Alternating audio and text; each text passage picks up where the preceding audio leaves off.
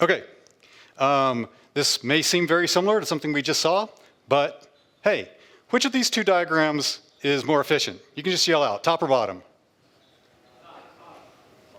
I don't know what those icons mean. Oh, come on.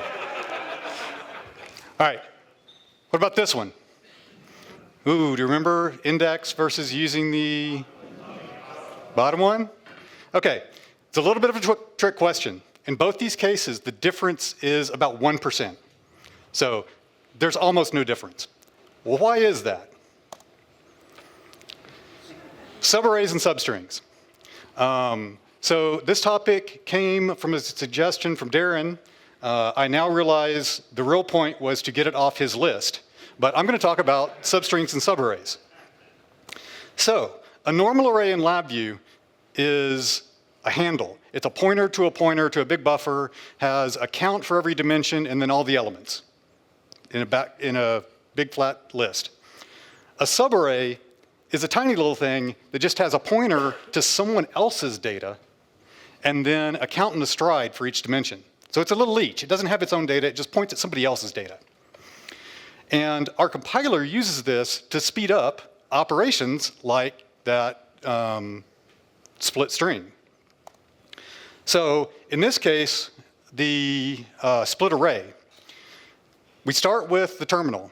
It's got the full array buffer, number one here. We get to the first node, which is cutting the end off.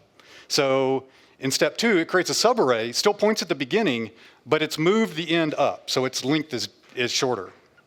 And then in the second node, number 3, we're cutting off the front. So it moves the front pointer up and makes the length even shorter. It's done all of this without copying anything. And it's not till we get to the terminal on the output where it says, well, I don't support subarrays, I need a real array. So at that point, we finally say, okay, copy those 3 elements into a new allocation. And so kind of those first 2 nodes did almost nothing. And all the work of actually creating the subarray happened just on the terminal. So this shift registers can be subarrays. So you can actually have a loop where a subarray is going all the way around in the shift register and you're never actually allocating anything. Now, how can you tell if you have a subarray? Help window will show you. However, it will only show you after your VI is compiled. Type propagation does not set the subarray versus array, only compile does. So make sure your VI is compiled before you try to look for these. But if I hover over this wire in between the 2 nodes, it says subarray. So what creates subtypes?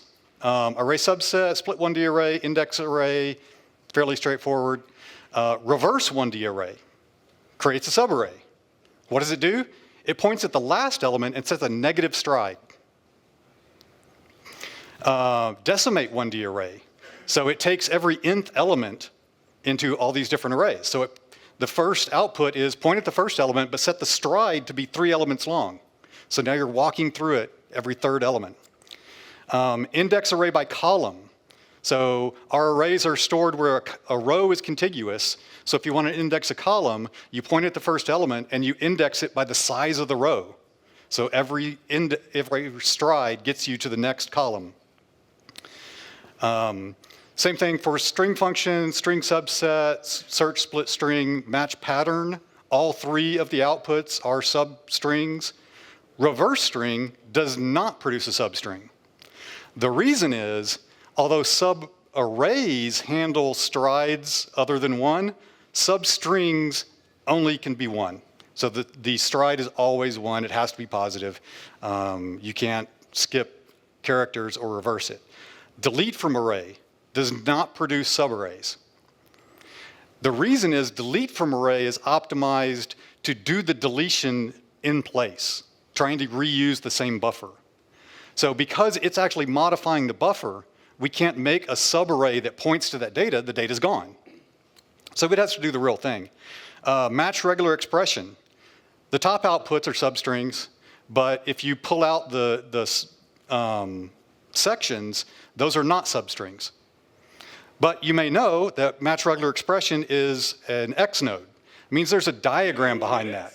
We could probably modify that diagram and make those come out as substrings, but currently they don't. So what kinds of things destroy subtypes, make subtypes go away? So in a case structure, if you do a string subset from the same source and then wire that in two different frames, the output of that frame, of that structure, will still be a substring. However, if the strings come from two different sources, then the output's going to be a real string. We lose the substring. We don't like doing the data management to know that these came from different sources, to track the lifetime that the data has to be there to satisfy the substring. So we don't do that there. Same thing with if it's a constant. But so these two cases, the third and fourth case, both output an empty string.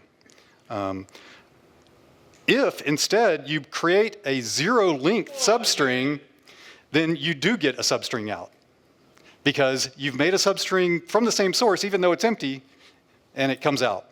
The select node doesn't propagate substrings. If you call a non-inline sub-VI, then it won't keep a subtype. Sub-VI interfaces always have to be the real thing. The in-place element structure, the in-place element does not handle subtypes. So here it's actually doing that substring, but this can actually be useful sometimes, because if you want that string to reuse the same buffer, that will do it. It makes the substring, but then it copies that and overwrites the original buffer. Another thing, sometimes making subtypes causes more copies.